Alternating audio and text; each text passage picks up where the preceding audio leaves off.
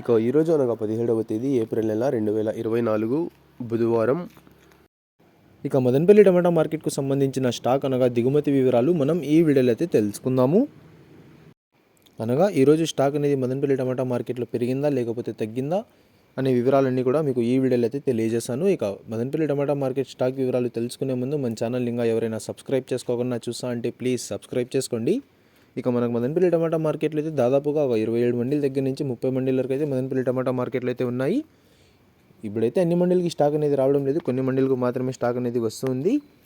ఇక ఈరోజు దిగుమతి విషయానికి వస్తే మన దిగుమతి అయితే మదనపల్లి టమాటా మార్కెట్లో పెరిగిందనే చెప్పాలి. 1-2 మండీలు తగ్గినా కూడా మిగతా అన్ని మండీలకి కూడా ఈరోజు స్టాక్ అనేది పెరిగింది.